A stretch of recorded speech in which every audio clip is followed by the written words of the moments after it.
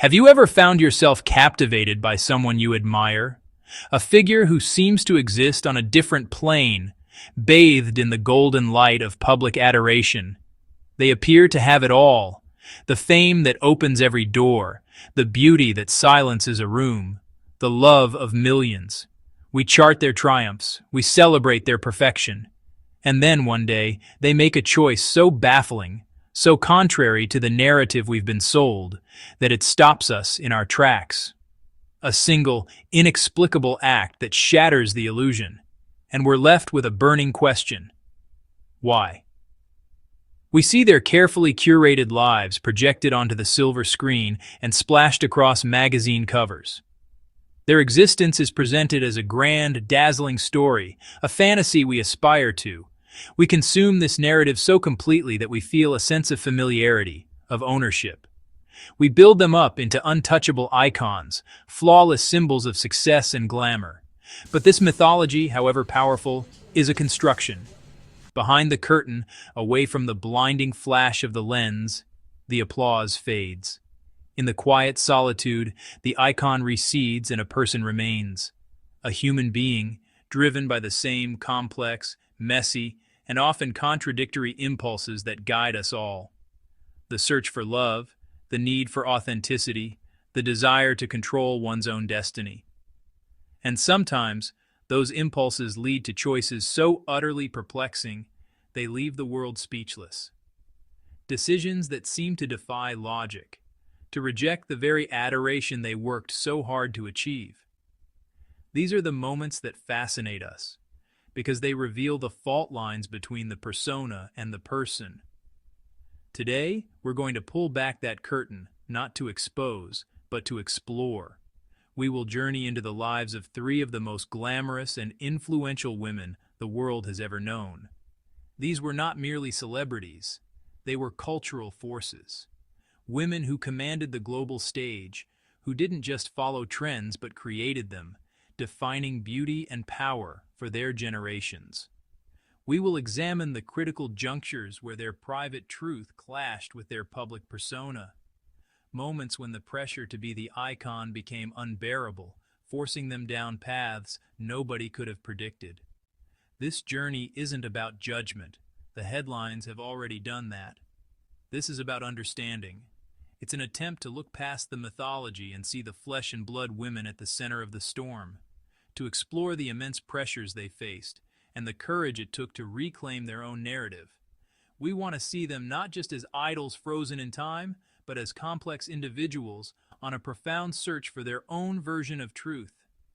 Their stories are case studies in defiance.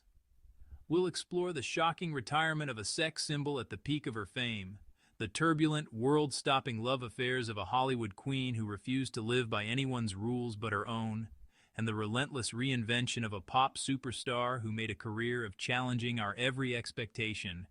These are the stories of Brigitte Bardot, Elizabeth Taylor, and Madonna. Three icons, three choices, three legacies redefined. Imagine being the center of the universe. Imagine your face, your name, your very essence, synonymous with beauty, with desire, with a freedom the world hadn't seen. She wasn't just an actress, she was a phenomenon. But adoration can become a cage. The pedestal's gilded bars pressed in. Constant scrutiny, hunted like prey, relentless pressure to be the Bardot the world demanded. The industry felt superficial and empty. She searched for something real. At 39, at her peak, she did the unthinkable. Not a hiatus, a final act, a profound declaration of self. She reclaimed her life, seeking sanctuary. She poured her fire into animal welfare. She funded a cause, even selling her past. Then came political views, fines for inciting racial hatred, perplexing the world. How does fierce compassion coexist with divisive convictions? If Brigitte Bardot was the siren who broke the mold, Elizabeth Taylor was the undisputed queen who defined it. A child star with famously violet eyes, she blossomed into a global icon, Hollywood royalty born and bred. But it was the woman she became that cemented her legend. Her glamour was breathtaking, almost otherworldly. It was an aura of untouchable elegance that persisted even when her private life was in turmoil. And then there were the jewels, artifacts of a life at full voltage. Her legendary collection wasn't just about wealth, it was a testament to epic loves.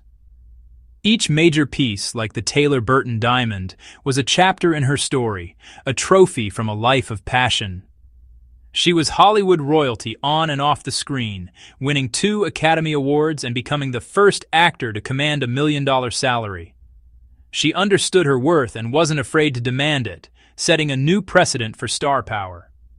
But it was her heart that defined her public narrative.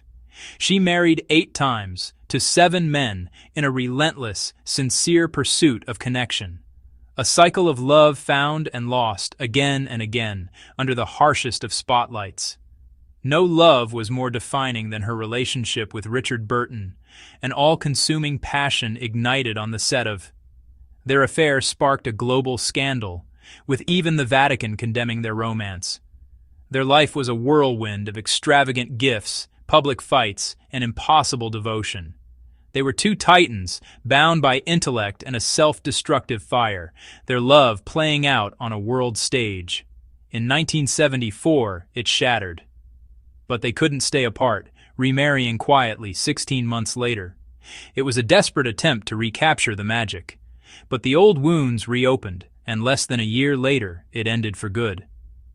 "I'm ruled by my passions," she said, and lived it. Was her life sensible? No. Sincere? Absolutely.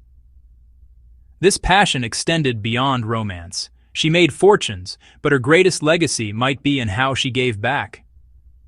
In the 1980s, as the AIDS crisis grew, Taylor channeled her spirit into activism, co-founding AMFAR and using her fame as a weapon for change. Her career choices often baffled the industry. She followed instinct, not a blueprint, pivoting to roles that challenged her, regardless of commercial appeal. It was the price of her freedom. After a childhood shaped by studios, she seized her own narrative with ferocious determination. The guiding principle, passion first, consequences second. Elizabeth Taylor didn't just live a life, she consumed it. She wanted the great love, the high drama, the magnificent jewels, the joy, and yes, the sorrow. She understood that to mute the pain, you had to mute the pleasure. She chose all of it.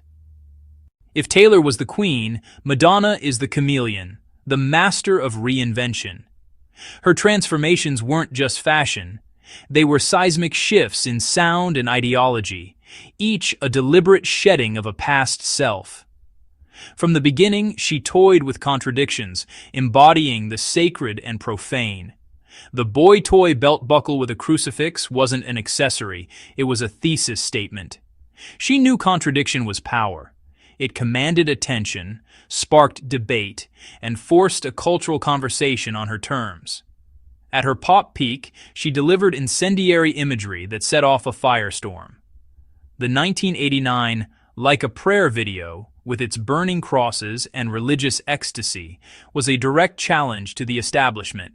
Deals dropped, most famously a multi-million-dollar Pepsi contract. Institutions condemned her. But she thrived on the outrage, using it to amplify her message about artistic freedom. Each triumph was followed by a jarring left turn that baffled fans and critics. This unpredictability became her signature move. After ruling the 80s, she dove into explicit sexuality with the Erotica album and its companion book, Sex, a direct challenge to taboos in the midst of the AIDS crisis. The backlash was immense. She was ridiculed, shamed, and dismissed. Many declared her career was over. But years later, the work was recontextualized by many as a groundbreaking feminist text about female agency, a work simply ahead of its time. And just when she was written off, she vanished. She embraced motherhood and spiritual study, then re-emerged completely refined. The result was Ray of Light, a luminous reinvention blending spiritual lyrics with electronic dance music. It won her Grammys and a new generation of admirers, proving her method. Each persona, the cowgirl, the disco queen, the activist, was fully lived, then shed. Authenticity for her is not consistency, it is transformation. Her choices continue to invite praise and heat. From her film career to unfiltered social media, she creates perpetual perplexity. Today, she refuses to fade quietly, challenging industry ageism head-on, insisting on her right to be a complex, evolving artist. What drives her? A deep curiosity and an unwavering need for control. Every baffling move reasserts her authorship over the Madonna narrative. Dazzling, shocking, confusing, it's all by design, a calculated strategy and a restless soul. With Madonna, both can be and always have been true. So, what do we learn from these three incredible women? Brigitte Bardot, Elizabeth Taylor, Madonna, a siren who chose silence, a queen who gambled on passion, a chameleon who lives for change. On the surface, their choices seem worlds apart. One walked away from the spotlight. One dove headfirst into its storms. One spent a lifetime reshaping it. Beneath it all, an unapologetic pursuit of an authentic life. They rejected the neat boxes meant to contain them. Their baffling choices were acts of survival and selfhood. The glamour was the hook, but defiance is the legacy. Lives we admire are always more complex than they appear. Conviction rarely looks simple from the outside. The most legendary act is the courage to be unapologetically, sometimes bafflingly, yourself.